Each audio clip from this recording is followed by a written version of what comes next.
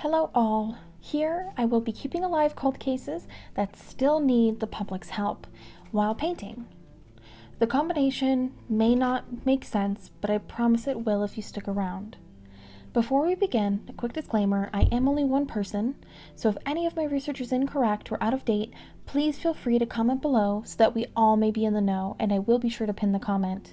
I will link all of my resources in the description below. My name is Summer, and this is Project Modus Operandi. Today's case, we're talking about Jose Rodriguez of Rupert, Idaho. In 2007, law enforcement, in collaboration with Crime Stoppers, created the cold case playing cards. At first, it was only in Florida, but now each state has their own deck, designed to be passed out to prisoners, and of course, another way to keep those cases in view of the public. Jose Rodriguez is the J of clubs in the Idaho cold case playing cards deck. 24-year-old Jose was a well-liked person in his community. He grew up in the Rupert area, and according to his brother, Jose was so kind to everyone and was never involved in anything like gangs or drugs. In fact, the worst thing he had on his record was a traffic ticket. Jose worked on Blanco Farms from morning to night, and he had done so since he was a little boy. He was like a member of their family. Karina, Jose's wife, was a homemaker, a quiet woman who enjoyed the company of her family mostly. Now, if you're not familiar with the small town of Rupert, I am sure you've heard of Idaho. Idaho is not known to have a metropolitan area or have a very high population in comparison to its neighboring states, so when it's a small town in Idaho, it is a small town. I'm sure it was less then, but as of this recording, it is a town of less than 6,000. Jose lived on the outskirts of this town with his wife. Jose and Karina had been married for a blissful but short 8 months on the night of August 2nd in 2008. Sometime during the night, as the couple were asleep in their bed, a man with devious intent entered the home.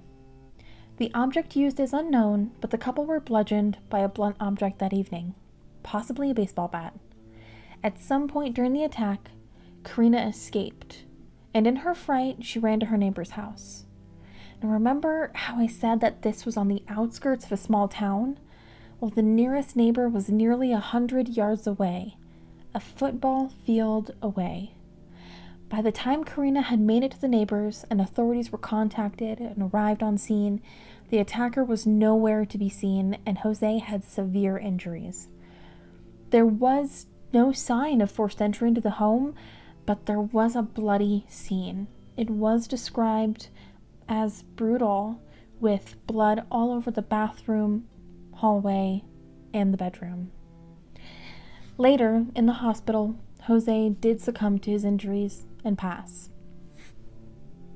The suspect in this case is described only as light-skinned and heavy-set. I mean, the only person to have seen him was Karina, and she had just been extremely crudely woken and, fighting for her life. So that is the only description to this day that we have of this person. Initial detectives said that one of the most difficult parts of the case was the lack of motive. Karina struggles with this as well and was quoted as stating, "Sometimes I lose hope. The frustrating thing is I don't know why. Did they want money? Was it a coincidence, or was it something personal?" And nearly 14 years later, her questions are still unanswered. According to detectives, the motives of extramarital affairs and drugs were ruled out due to the demeanor of the couple. A former detective said that, quote, "they were a model couple and they were squeaky clean," unquote. At some point during the investigation, Karina did take a polygraph test. As all of us familiar with true crime, the spouse of a victim is always scrupulously investigated. She did pass with flying colors and subsequently was cleared of any involvement in her husband's death.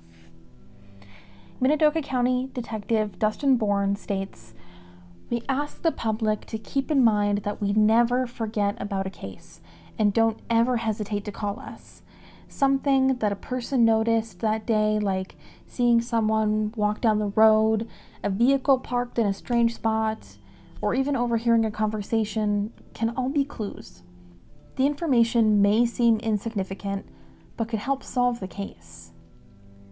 And Detective London Moss, also working on the case, pleads with the public to call whenever about this or any cold case.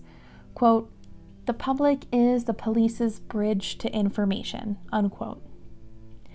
There is so very little out there about Jose and his case. That is why I chose Jose as my first case to discuss. He needs our help. Someone out there knows something, even something small, that could help find justice for Jose, Karina, and their families. Now, I will talk a little bit about the painting I've made here. In my work, I utilize florography, or the language of flowers, to strengthen the symbolism of my work and connect something that is not portraiture, but still beautiful, to a person.